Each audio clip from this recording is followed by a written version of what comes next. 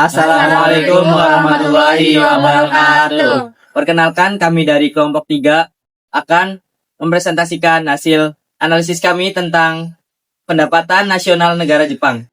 Perkenalkan, nama saya Muhammad Zaki Afriyadi. Perkenalkan, nama saya Muhammad Ibnu Al-Farizi. Perkenalkan, nama saya Hana Salma. Perkenalkan, nama saya Indah Gina Ramadhani. Perkenalkan, nama saya Nazwa. Perkenalkan, nama saya Ana Putri Rahayu. GDP adalah nilai suatu produk atau jasa yang dihasilkan suatu negara dalam satu kurun waktu tertentu, biasanya berkisar antara 1 tahun atau seterusnya.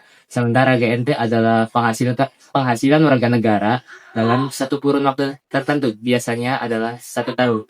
Nah, untuk GDP dari negara Jepang itu sekitar 4.899 triliun US dollar dan GDP-nya berkisar antara 4.204.400.000 US dollar. Kira-kira untuk pendapatan per kapita dari negara Jepang beserta jumlah penduduknya itu kira-kira berapa ya?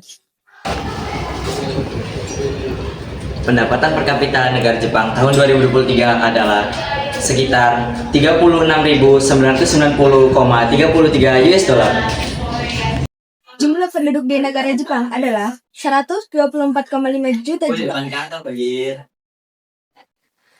Koefisien Gini adalah ukuran strategi yang digunakan untuk mengukur tingkat ketidakmerataan distribusi pendapatan atau tingkat kekayaan dalam suatu populasi.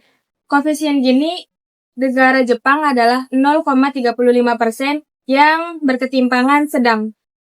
Ekonomi adalah susunan atau komposisi berbagai sektor dalam usaha perekonomian. Sektor-sektor ini bisa dilihat dari lapangan usaha seperti pertanian, jasa, dan lain-lain. Struktur ekonomi yang paling dominan di negara Jepang yaitu ada 6. Yang pertama industri, yang kedua jasa, yang ketiga pertanian, keempat impor, yang kelima perikanan, dan yang terakhir teknologi. Nah, karakteristik negara Jepang merupakan negara maju. Kenapa bisa dikatakan negara maju? Karena bisa dilihat dari pendapatan per kapitanya.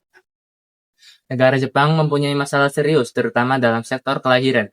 Mereka cenderung turun dari setiap tahunnya, dan juga kekurangan tenaga kerja. Hal itu membuat perekonomian mereka justru melambat, dan bisa mengakibatkan perekonomian dari negara Jepang itu turun signifikan. Nah, caranya untuk mengatasi angka kelahiran yang rendah antaranya adalah kebijakan mendukung keluarga, yaitu seperti pemerintah memberikan perhatian lebih ke keluarga-keluarga yang ada di Jepang dan juga meningkatkan kesadaran atas pentingnya angka kelahiran yang tinggi untuk kelangsungan masa depan negara Jepang tersebut. Nah, kesimpulannya, meskipun kita tahu bahwa negara Jepang itu negara yang maju dan berpendapatan tinggi, tapi kita juga perlu melihat masalah-masalah sosial yang ada di dalamnya.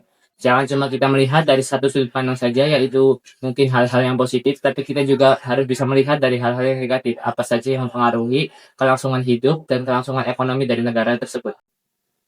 Sekian hasil analisis pendapatan nasional negara Jepang dari kelompok kami. Bila ada salah, kami harap dimaafkan. Bila ada perasaan maaf, saya sudah punya seseorang. Wassalamualaikum warahmatullahi wabarakatuh.